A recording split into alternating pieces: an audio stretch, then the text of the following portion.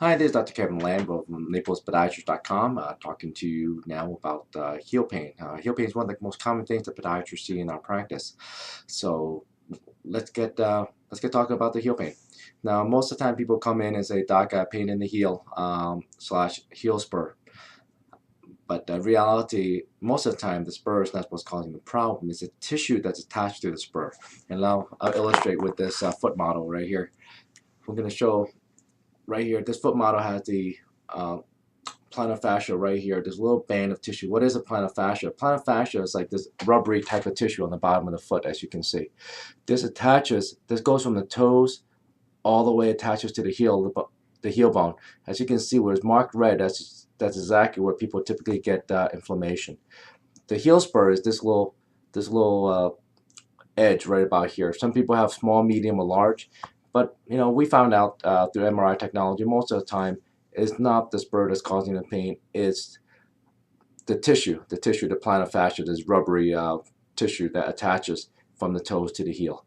Once we get rid of the inflammation of the plantar fascia, pain goes away. Our typical treatment protocol is we give nonsteroidal anti-inflammatories. We give a little injection. I give mine from the side in, get the little anti-inflammatory action with the steroid, or some people go from the bottom up.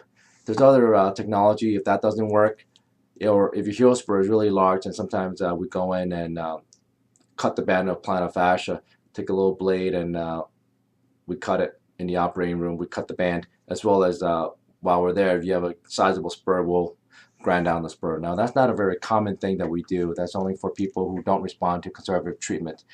About 90% of patients actually do respond to conservative treatment. Now, physical therapy is also important. As you can see, the Achilles tendon is actually continuous with this thing called a plantar fascia. A lot of times we find that people have a contracted Achilles tendon called equinus deformity. So this Achilles tendon is really tight, so we need to get that stretch with physical therapy. Now, why does stretching help this? Stretching helps this because a lot of times when you get inflammation and pain here, you get a lot of inflammatory tissue. In order to get this tissue to heal, we need to go ahead and stretch this tissue through physical therapy, home stretching exercises, as well as electrotherapy to help stimulate new blood cells in the area. That's why it can take anywhere from 4 weeks to 6 weeks for this plantar fasciitis to go away. Some people get away with just an injection and it goes away in about 2 weeks, but majority of the time it's going to take 4 to 6 weeks of aggressive treatment with physical therapy, injection therapy, non-steroidal anti-inflammatories. The orthotic therapy, what that does is not your Dr. Scholl's or your shoe store type of inserts where it just protects the arch. You really need a true orthotic from a podiatrist, controls the motion of the foot, helps to put all the structure at rest so you don't keep on pulling on this heel spur. Or some people don't have a heel spur and can still have this heel pain right here, but this tissue is pulling on the heel bone itself. The longer this heel plantar fascia pulls on this heel bone, the spur will form or get worse. And that's something called Wolff's Law, where the bone reacts to pressure and pull. So the more pull this pulls, the more non-supportive shoe that you wear, the greater the heel spur will be. So a lot of time when patients come in and the x-ray shows a nice sizable heel spur, I can tell that they have not been wearing good supportive shoes for quite some time. That's not something that forms overnight. Hopefully gave you some good information. This is Dr. Kevin Land from NaplesPodiatrist.com.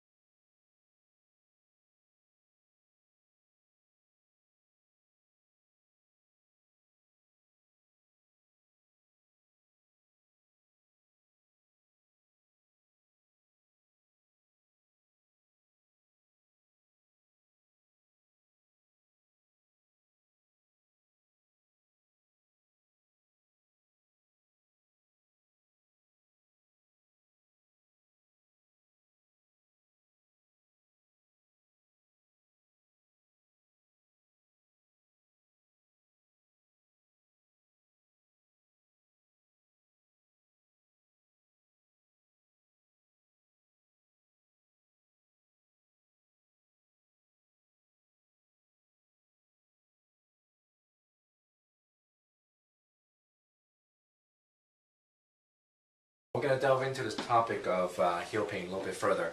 I'm going to talk about the stretching that we should do as part of a rehab for as part of the physical therapy program for the heel pain. Now, people coming with heel pain, the most common thing we see in the practice. So, what do? First of all, typically we will give you an injection or give you some non-steroidal anti-inflammatories, assuming that there's no rupture in the plantar fascia at the bottom of the heel, right about here. So basically, what is plantar fasciitis? A lot of people ask. Earlier in the video, in the other series, we spoke about what the plantar fascia is. The plantar fascia basically is almost like a rubber band tissue going from the heel onto the toes. Now, if you see that inflamed tissue, it's nicely marked over there. That's exactly where people usually have the inflammation. What do we do with the injection? The injection is, most of the time, I would go in from the side because it's less painful. We deposit the medication right in here in the inflamed tissue. That will help to bring down inflammation and start the healing process. Some doctors will go from the bottom.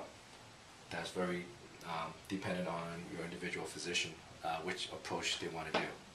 Now, the plantar fascia, again, is this tissue going from the heel bone out into the toes.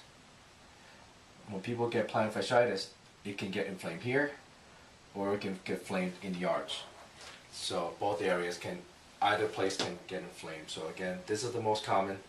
Sometimes people get it inflamed in the arch. Our foot model right here today. We see this plantar fascia right here. This is going from the heel all the way to the toe. Same as that foot model that I showed you. But this is on a real live person. This is what the plantar fascia looks like. So you pull back the toes and you see this rubbery substance on the bottom of the foot. You can run your hand through it. You can run your knuckle through it. That's the plantar fascia. The inflammation sometimes is here, but most of the time it's here where it inserts into the heel. So what do? Well, let's go over our first stretch. You get a towel or a belt. We're going to follow this.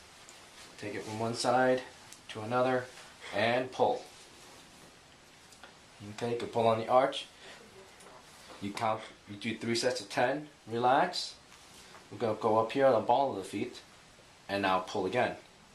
Pull all the way back, no resistance. You want to pull back. Relax your Achilles tendon, and pull. You want to pull that back. You want to stretch the Achilles tendon. That's what that stretch is for. You want to stretch it. Okay. Again, 3 sets of 10. Now we're going to move ahead. Next part, we're going to cross your legs over. You're going to pull back on your big toe. And you see that you're emphasizing this tissue right here. Now, relax your Achilles tendon again. Okay, here's what you need to do. Now remember, this Achilles tendon is continuous with the bottom of the foot here, the plantar fascia. This one continuous tissue anatomically. So you do want to stretch out this Achilles tendon and you want to stretch out the structure on the bottom of the foot. So, if you can con somebody to massage this for you, get some cream, you pull your toes back and have someone just massage it really deep for you. Stretch that tissue out. Do that for about a good 10 minutes, or you do it yourself. You pull back the toe, again you get your hand in there and you stretch that tissue out. That's stretching number 2. Now we're going to do the calf stretch. Go ahead, let's start the calf stretching.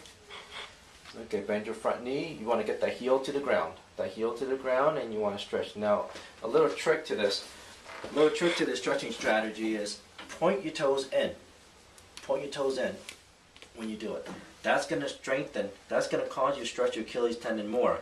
Now, if you point your toes out toward the outside, here's a problem. Now stretch. You see the arch is flattening. So you're really flattening out that arch when you point your toes out. You do not want to do that. You want to stretch that Achilles. So you want to go ahead and bring your toes in and stretch. Now another trick.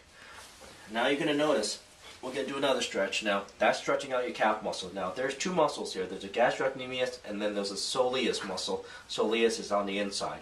Soleus does not cross the knee joint. The gastrocnemius crosses the knee joint. So, basically, when you're doing this stretch, you're only stretching one out of the 2 muscles. So, what you want to do is now you're going to bend this knee and sit back. And sit back towards me. Right here. Come back. Right there, and stretch your knee. Right there, bend your knee. Right there. When you bend your knee and stretch, you're stretching out that soleus muscle. So those are the two different stretches that that you definitely should do. Again, 3 sets of 10. Let's switch. Let's do that again. Now, a lot of people do, when they stretch it the wrong way. We need to turn that foot in and stretch.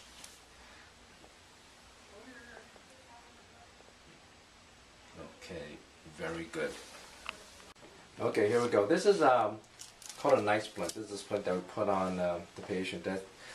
This will help with the pain. First step in the morning of getting out of a car, or first step getting out of a chair. That's usually a patient's complaint.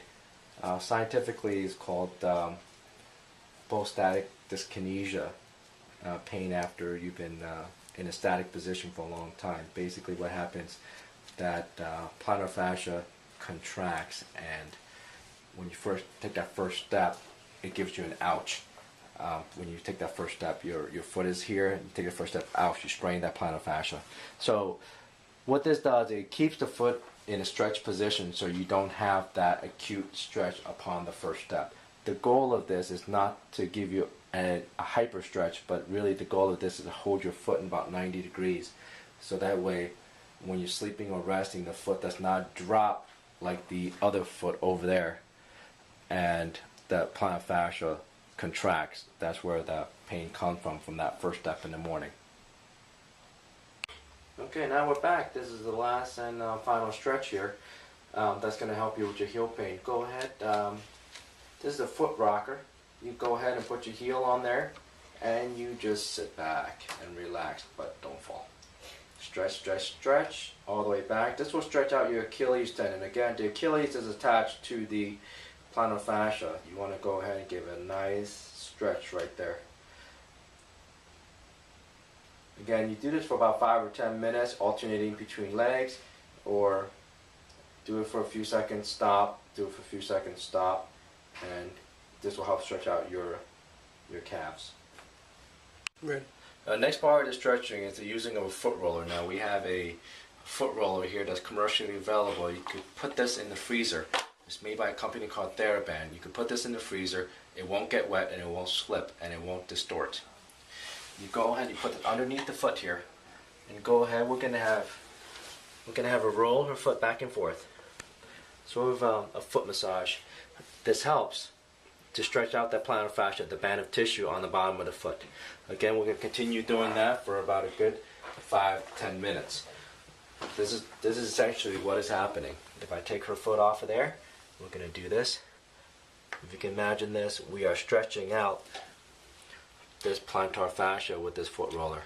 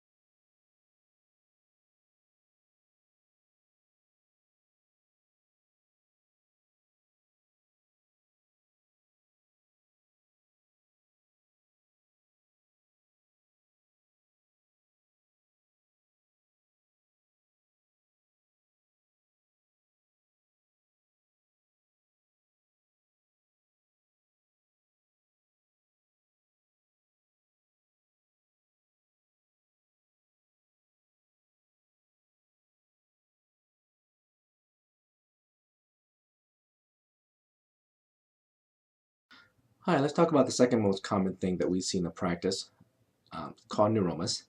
Neuromas are inflamed nerve tissue in between the toes. Common symptoms include burning in the toes between the second and third toe, or between the third and fourth toes, feeling like you're walking on a pebble or rock, or burning sensation on the ball of the foot. This can be very debilitating for people, especially if you like to wear high heels or very narrow shoes. This can cause more aggravation of this tissue. So let's go on with the 5 secrets of neuromas that your doctor may not tell you. Number 1, over 50% of people who have had neuroma surgery are either unhappy or suffer a recurrence of neuromas in the foot. Number 2, Repeated strong steroid injections can help to thin the fat pad on the ball of the foot, which could be counterproductive to what you want. Number three, physical therapy and orthotic therapy can be successful for up to 85% of patients. Number four, multiple neuromas on the bottom of the foot can signify a compression of the nerve around the inside of the ankle. Number five, tight shoes and walking barefoot tends to be the leading cause of neuromas. So let's talk about point number one. Over 50% of patients are unhappy with the surgery, either due to recurrence or just continued pain or worsening of pain from surgery. It doesn't matter how good your surgeon is, unfortunately, this does happen. Nerve tissue is a live tissue, and unfortunately, no one can predict the recurrence of neuroma surgery. There is a technique where the surgeon can bury the stump of the nerve into a muscle or a joint capsule as an additional procedure to prevent this recurrence, but it's not 100% guaranteed. Number two, the strong injection unfortunately can cause thinning of the fat pad on the bottom of the foot, which is where patients feel most of the pain. The bottom of the foot being right about here, this is the general area where patients feel pain. They feel like they're walking on a rock, walking on a pebble, or feels like there is something that they're stepping on, or a rolled up sock in the crest or the what we call the sulcus or the bend of the toes. So we definitely don't want this fat pad to go away. This is our body's natural cushion. So too many corticosteroid injection into that area can cause thinning of this fat pad. Physical therapy modalities can definitely help. Your podiatrist should order some physical therapy to see if that will help you out. Most of our patients actually feel really good with physical therapy, electrical stimulation, or ultrasound stimulation to help decrease the inflammation of the nerve. Tight shoes, how does that cause that problem? Let's say you have the neuromas are in between the toes, right about here. They run in between these bones, the metatarsal. These are the metatarsals, the long bone, 2, 3, 4, 5.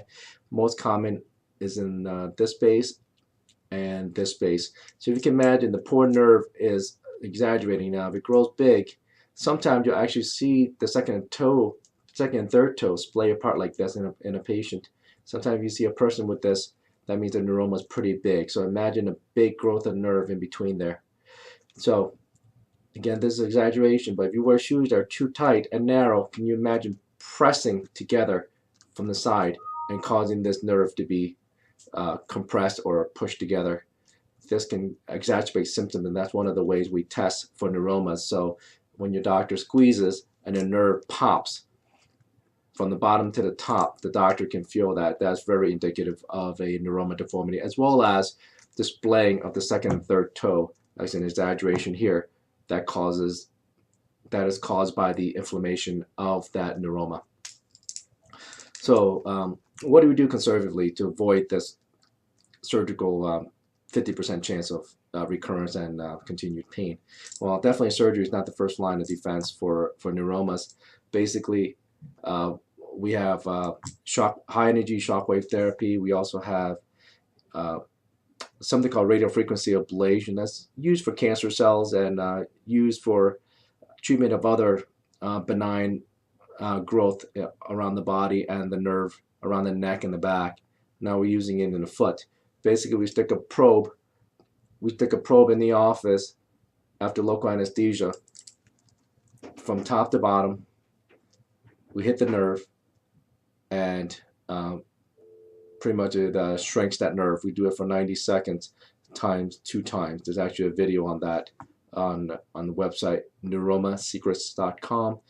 Again, it's neuromasecrets.com. There is a video about radiofrequency ablation.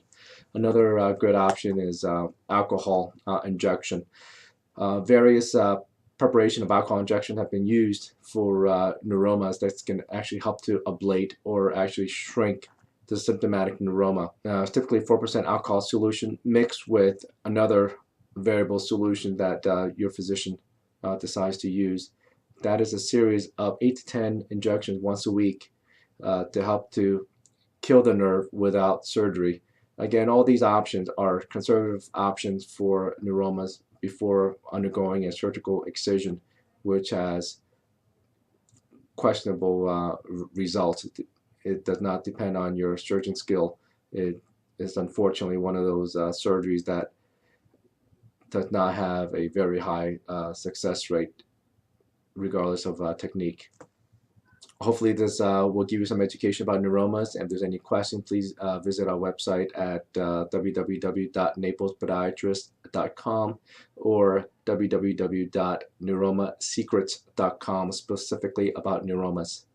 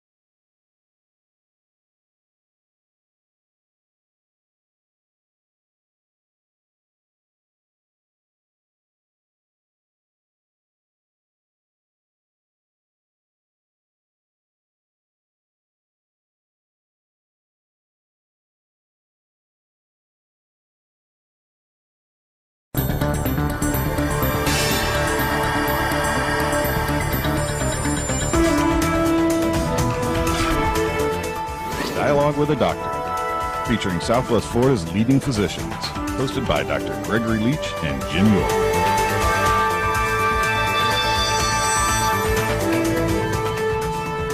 Welcome to Dialogue with a Doctor. I'm Dr. Gregory Leach, and this is Jim York, my co-host. We're here this evening to talk with Dr. Kevin Lamb. Dr. Kevin Lamb is a foot and ankle surgeon practicing in Naples, Florida. Good evening. How are you? Good evening. Very well, Craig. Dr. Lamb, could you just give us a little background on yourself and your practice in Naples here? Well, I grew up in Philadelphia, Pennsylvania. I trained up at Temple University School of Podiatric Medicine and did a year training over there, and then I finished off at Mount Sinai Medical Center and Jackson Memorial Health System in Miami, Florida. So, and then did you come directly from there to here? Yes, I came directly from Miami to Naples, Florida. Yeah, and you've been here for a while. It's about 6 years. Yeah. In your and in your office, where the locations are, and you have other people in your office also, physicians? Yes, I have Dr. Brian Tim, who also practices with me in our practice. Mm-hmm. And your location of your practice is on Goodlet? We have our main office on Goodlet Road, 661 Goodlet Road. Our secondary location is across from Lely Resort at Tamiami Trail East. Okay. Do you, so you're open during the week primarily, and you're doing surgery. Where do you do your surgery? Most of our surgeries are done at the hospital, Naples Community Hospital. We have a full day dedicated to our office in the OR. You mean you have a commitment, a full day of commitment from the hospital? A commitment and a committed room to just for an ankle surgery. That's a lot of surgery. We deal with a wide variety of cases. We deal with both elective and trauma, so that keeps us pretty busy. Okay. So if you're doing trauma, do you are you on call then? Yes, we are. We're on call at the Naples Community Hospital, as well as North Collier Hospital for trauma and ankle trauma. It seems to me that there had been, I'm a practicing physician here, a lack of foot and ankle surgeons in Naples. I mean, we didn't have any before you came here, really. Correct. When I saw the opportunity, when I came over to visit with my family, and that's when I decided to come over here and offer my services to the community. It seems to be, to me, and to a certain extent, a neglected area of the body, you know. Is that your perception, or is it just in certain areas or of the country? Well, in major metropolitan cities, you'll have a lot more reconstructive podiatrists or orthopedic foot and ankle surgeons available. But I guess in smaller cities where there's not a big training program for this subspecialty, there's definitely is a lack. A lack. And how about the difference between an orthopedics and your foot and you? Well, there's general orthopedic surgeons. Right. They'll handle everything from knee, hips, fractures of any bone. And then they'll have specialists in foot and ankle surgery and orthopedics, the foot and ankle orthopedic surgeon who do an extra year fellowship after their training. Is that okay? But with us, we specialize from day one going into podiatric medical school. And afterwards, we train in the hospital anywhere from 3 to 4 years, and then we also have a fellowship at the end if we choose to do so. So you're on foot and ankles constantly from the beginning. Pretty much. When the hospital has a complex case and to take a handle of it, we'll usually take it. And I mean, I guess we're talking about surgery, but people that have fractures in their foot, but how about arthritis and bone loss, or how does that affect in your practice what you do? Well, we deal with a lot of sports injuries. We deal with a lot of use and abuse, such as plantar fasciitis. Heel pain is one of the most common things we see. I would say we see about 4 or 5 of those cases every day. People coming in with heel pain in the morning. Other than that, arthritis of the foot from just wear and tear, and arthritis of the toe joints and ankle joints. So some of the surgery that you do for trauma, or I should say some of the degenerative things that you end up doing are still major surgeries. It doesn't have to be trauma for it to be a major surgery? Correct. It does not have to be trauma to be a major surgery. The foot is comprised of 28 bones and multiple joints. So whenever I'm in the operating room, our consent form is very long because we name every joint in the foot that we're working on. So you could be working on more than multiple bones at the same time. Correct. Multiple bones and multiple foot to achieve the desired result. So does that take a lot of education of the patient before you do the surgery? Correct. We definitely educate the patients about the anatomy of the foot and what we're going to do and why we're doing it. And what about your partner, your associate? Is he doing surgery as well? Yes, Dr. Brian Tim is an excellent asset to our practice. He actually has both the experience of a podiatric surgeon. He trained at one of our top programs in the country. And then he also trained at a foot and ankle orthopedic fellowship for 3 months with a highly regarded orthopedic surgeon who deals strictly with deformities of pediatric and adults. Are you seeing any pediatric patients? I do. We see a good amount of pediatric patients, from the most simple heel pain in pediatric patients, inflammation in the growth plate, to trauma, to flat foot deformity, cleft foot deformity, and residual cleft foot deformity. In Naples, we see sometimes limitations in pediatric medicine, and certain physicians see pediatric patients, and very few sometimes will, especially in specialties. So you're seeing all pediatrics? Yes, we do take care of most pediatric cases, yes. Oh, good. Cool. Well, if you... Show us what you have. Yeah, what are these toys? No, let's look at it before we get started. Well, all these toys on the table shows the advances in podiatric and orthopedic foot and ankle surgery. I would say over the last 3 years. Even when I was in training, we didn't have all these cool toys and plate fixation and screws. And one of the major advances is that the orthopedic companies now have given more attention to foot and ankle surgery, foot and ankle pathologies, and they recognize that there's a market for this. People are becoming more active, and the wear and tear on the foot and ankle is tremendous. You're putting up to 2 times your weight on one foot, sometimes when you're running, up to 4 times sometimes. So there's definitely a lot of force on this foot.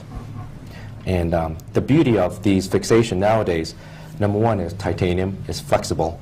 So we're able to curve the plate around the structure of the foot. As you can see, the foot is not flat, has contours, and the screws actually lock into the plate itself.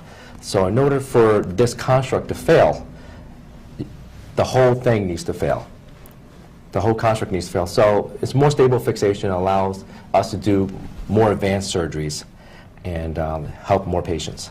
So you're saying this is more bendable, or can you explain that in more detail, just so patients understand what that means? Well, this is titanium versus stainless steel, which I'll show on the table a little bit later on. The titanium, we're able to bend it, but yet it has a higher breaking strength than stainless steel. We're able to bend the plate directly to the shape of the bone of the foot. So it contours right. We laid the plate right on the foot, and we're able to contour all the holes and the plate itself to the structure of the foot. So the plate is directly contacting the foot bone, and we're allowed to put screws in any direction and lock the plate, the screws into the plate to get a more stable construct.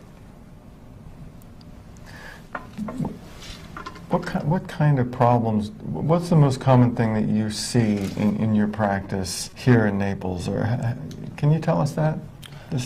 Well, besides the plantar fasciitis, the heel pain that we see a lot of arthritic conditions such as big toe joint arthritis. You have the big bump on the top of your foot. Some people come in and say, "Doctor, I have a bunion. Bunion's on the side. There's a dorsal bunion or an arthritic joint up here." So that's where this plate comes in handy. Just to orient them, because I think this is taken apart, you're saying that's this joint right here. That is correct. The big toe joint. The big toe joint. Okay, all right. Good. So if these are used to fuse the joints together? Correct. This is used to fuse the joint together. That's one of the options. I mean, we have joint implants also for the first toe joint. Purpose of showing this is to show the contour of the plate and how it contours to the first toe joint. So when a patient comes in for the option of a fusion, such as marathon runners and athletes, a fusion is actually one of the best ways to take care of the arthritis in the first toe joint in advanced stages. So this allows us to weight bear the patient a lot quicker. So the old mentality of having the patient off their feet for about 6 to 8 weeks after toe fusion is no longer true. We get them weight bearing as soon as 2 weeks even. So even in an athlete, they can still function after this? Correct. For this particular problem? Well, correct. With the big toe joint arthritis, you're going to hurt with every step. You try to bend it, it won't bend anyway. So I tell the patients, you're not bending it anyway, but when you do bend it, it causes pain. So let me fuse it for you in the correct position. You won't have pain. You're already locked. You're not losing any motion. So you're just gaining a pain-free way of ambulating. So you would go ahead. At different age groups, it could be an athlete that's been an athlete for so many years, or longer, or shorter, or you see this in older patients more, or could be a young person. Just give us kind of the demographics there. Well, we see in a good mix of patients. We see them anywhere from in their 30s up into their 60s, 70s, and 80s. We see them in the younger population is sort of when they have an acute injury, such as when they play soccer, they kick the ball and they jam the joint, they have a turf toe injury. That's when we see in the younger patients. Usually when you get into your 40s and 50s, that's when we get to see the repetitive strain, people coming in with constant chronic repetitive injuries causing this arthritis. We're going to talk now a little bit about joint replacement, because there's some new stuff with joint replacement I hear. Exactly. Very exciting things about joint replacement. First of all, the ankle. The ankle replacement has been around for about 30 years, but unfortunately has received a lot of bad press in the past because there was no exact way of making a cuts for the bone in an arthritic joint in the old style ankle replacement. And also the joint was not made itself, the joint replacement was not made anatomical.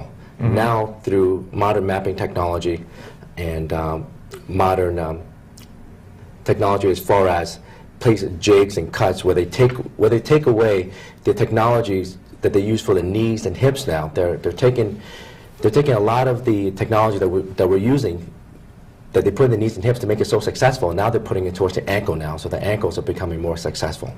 So the ankle's been neglected? Unfortunately, it has been. As far as implant is concerned, yeah, the ankle, yes. We've always been doing fusions. Fusion is always the gold standard. It still is the gold standard for an ankle fusion. But the problem we face with an ankle fusion is that once you fuse a joint, such as an ankle, you put more strain on the rest of the ankle, place more stress on the rest of the joints of the foot. So great, you fix the ankle, now the rest of the foot starts. So instead of walking like this, you can't bend this at all. You cannot. In ankle fusion, you lock this joint up. So you're really bending through the joint down here, and you're bending through the joints of the foot. So you're getting more breakdown of the joints of the foot, necessitating later surgery for for other things that starts to break down. So when you say that the implants before were not anatomical, can you tell our viewers what you mean by that? Well, yes, definitely. What happened back then in the research of the total ankle replacement, they treated the ankle joint itself almost like a knee and hip joint, unfortunately, more like the knee joint, where they expect only this motion up and down. But in reality, the ankle itself has many different motions here when you walk. It rotates, it goes up and down, but it rotates also. So that's one thing. With this ankle implant, as you can see, Greg, it's wider in the front and also narrow in the back. Let's turn it this way so you can show everybody else what you mean. So you can see the contour here. This is wider in the front and narrow in the back, and as well as the side right here. This is all anatomical. This is what your true talus will look like. This foot bone itself will look like. So we're actually your bone and your degenerative cartilage with something that is the same contour and shape of what you already have naturally. What's the recovery on this? Well, this will require to be off your feet for 8 weeks in a cast, and then we start physical therapy. And what range of motion will you have after this? Well, with this, ankle fusion, remember, is 0. Right, with exactly. this, we're expecting about 10 degrees up and about 5 to 10 degrees down. But the 10 degrees up is really what's needed to clear the ground and walk properly. So just enough to make it functional. Just enough to make it functional, yes. And before we started the show, you were talking about this other half of the joint replacement up here and some advances that were made with respect to that. Oh, correct. There's many different advances to this little stem from the old model.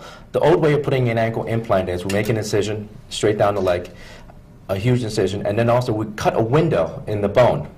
We use a saw, cut a window, open it up, and the stem is one piece. It used to be one piece, so we need to make that window to put it into the ankle bone, and then sometimes we put plate on it, sometimes we just put that bone right back on it. Now that poses a problem. Now that poses the problem of healing this bone, number one, and number two, you're causing more trauma to this area. So if this bone does not heal back properly, then this whole ankle implant fails. So the way this stem is made nowadays is that you see these little pieces right here, Greg. That's actually built. That's actually built inside the patient's ankle with use of. It almost look like wafers that are on top of each other. Correct. It is like a piece of wafer that we stack on top of each other. We screw it in one by one until we reach the desired stem length that we need to stabilize this implant. So we don't have to make that big incision in the front anymore. Everything's put in through the bottom, and we just screw it in and build it from the ground up. Well, that's a very significant improvement, I would think. How long is the operation? The operation takes about an hour and a half to 3 hours, depending on the severity of the arthritis in the ankle. Now, mind you, some of these patients have had other surgeries of the ankle already, such as previous ankle fracture, so we're going to have to take out some fixation that's already in there. So we have to do that first before we put the ankle implant in. And they're in the hospital for how long? 3 days. 3 days. You were talking about pain management, and people are worried about pain after foot surgery, and it is something that we have to walk on, which makes it more difficult. Can you talk about pain and how you guys manage that? Yes, Greg. One of the biggest fears that patients have about foot and ankle surgery is pain. They heard, oh, so-and-so, my neighbor had surgery and said it was the most painful thing she's ever been through.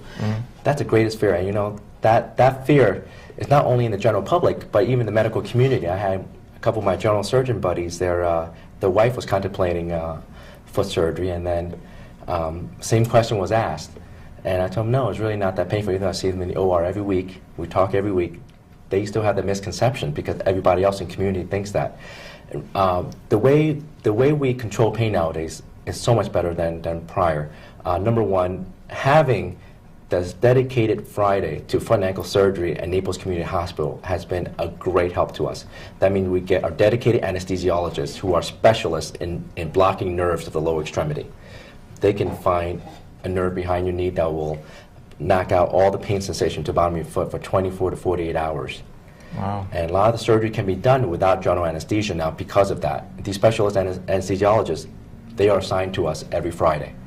That's one way. Another way is, in addition to doing that block, we also give post-operative light corticosteroid injection into the operative site, and we also give anti-inflammatories and pain pills to help them. But most of the time, our patients don't even require the narcotics that we give them. Really? Yes. Why? Just because of the preoperative pain management. When I was in residency, that's when a major paper was published about using preoperative anesthesia or perioperative local anesthesia for pain management to decrease the pain reaction afterwards. So the basis behind that is the anesthesia group who did the study said that if you knock out the pain response even before it starts, rather than waiting till the end to give the patient a block, you stop that pain response. So the patient is much happier and you don't get that spike in pain after surgery. Mm-hmm. So it's prevention. Definitely prevention. Prevention before the operation, and it definitely makes a big difference in our patient. Yeah, that's interesting. What do you have down there on the floor, Dr. Lamb? Well, what we have on the floor is a mix of old technology with new technology. University of Miami colors. That's where we did some of our surgery over there. And basically, this is a cage. This has been in Russia since the 1950s by a guy named Dr. Elizarov. He's world famous for limb lengthening. He used to lengthen dwarf legs with the use of these rods. You can see, you could twist and turn these nuts and bolts to elongate the space between the two rings. So we don't do this here in Naples, but what my associate has done in the Limb Lengthening Institute in Maryland and other limb lengthening institutes around the world is that for a dwarfism or after a severe trauma case, one leg may be shorter than the other. So we bring on this apparatus, they make a cut in the bone, and they actually grow the bone at 1 millimeter a day. Really? Yes, we do that in the foot also. We have the ability to do that in the foot. We've done a bunch of that in the foot. The ankle is a little bit more specialized. That is usually done at the educational centers. So how is it, I mean, 1 millimeter a day seems pretty fast to me. Yeah. I mean, how do they do that? Well, a couple of different ways. Number one, when we make the cut, we do not make a big dissection. There's a structure around the bone called periosteum that covers around almost like an envelope or shrink wrap around the bone. That acts as a tunnel. When we go in, we make a cut in the bone. We make drill holes, and we pretty much we use a little saw blade and we go in and cut it, but we don't interrupt the envelope. The envelope acts as a column. So when we twist it at 1 millimeter a day, it allows the bone to grow in that column.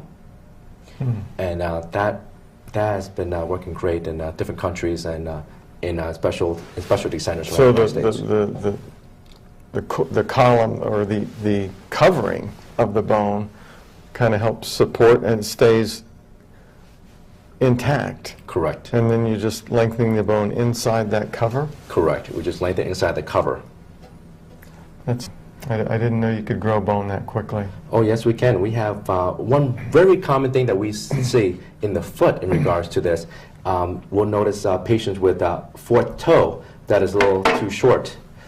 We will notice that. Here, okay. I'm going to dip that to you. All this hardware. We have a fourth toe that's too short. Well, we put a device on the outside of the fourth toe here, and we make a cut. Also, the same principle, and we're able to lengthen the bone. Either A, they were born with this, or B, secondary to a fall or break in the bone where we have to grow the bone. And we can do that at any age. Mm-hmm. How do you do that? Well, we put a fixator, we put two rods here. In the bone, we make that cut again. We keep the envelope intact. So it can. So when we grow it, the bone will grow inside that envelope. So that way, we don't need a bone graft. We're not having to deal with a lot of open surgery and patients using their own bone. And patients do really well with that, and they're able to walk. So day number one. You use the term fixator. That erector set device there is a fixator or an external fixator? Correct. That's called an external fixator. Instead of having a cast, what you're saying is you use that to hold it steady? Yes, we use that. We use that to hold it steady and also to guide the bone to grow. If there's a deformity, we can correct it with the fixator by dialing the rods at different speeds. And how many people have this procedures done? I mean, or is this common practice for both? For both, well, in our practice in Naples, we do more of the foot length, the metatarsal lengthening. The leg lengthening is more reserved for educational institutions. But I would say we average about 5 and 10 a year that we do on the metatarsal. In ankle? The ankle implant? On the ankle implant, we average about, I would say, about 10 patients a year that we co-treat with our center in Miami and West Palm Beach. Is there a lot of education about this out in the medical and general public hear about it? Because it's the first time I've heard about it. Well, Jim, it's all about hips and knees. Correct. Well, that's the market. The hips and knees, the bigger market. There's a wider patient population for that. The ankle is very selective. And education is out there on the internet. And our first few patients that underwent these surgeries were actually engineers. They researched this online and they said, this makes sense. So they're ecstatic. One guy actually had both sides done. And being engineers, they were very impressed about the accuracy of this implant. Can you talk about plantar fasciitis for just a minute? I know it's not a surgical, well, it could be a surgical condition, I don't know, but it's very common in my practice, and I think common to patients. Can you educate us about that a little bit? What is it, and why does it happen? 1 minute. Well, plantar fasciitis is the inflammation of the tissue on the bottom of the foot. Imagine a rubber band going from here to the toes. It can happen either two ways. It could be either an acute trauma, such as you step down in the morning wrong and you stretch this out while the foot is still cool, because when you sleep, your foot bends like this. It relaxes, so you can strain it. And so you get this inflammation here. So the most common treatment that we do and that family practitioners do and urgent care centers do is you give a low cortisone shot. That resolves most of it. But a lot of times the patient has to stretch at home. We're gonna have to slow it down here. We'll have to talk about more plantar fasciitis next time you come. Thanks for coming. Appreciate it. We appreciate Dr. Lamb coming. We learned a lot about advances in foot surgery. I think he helps a lot of people in Naples. Thank you. Thank you. Thank you, Greg. Thank you.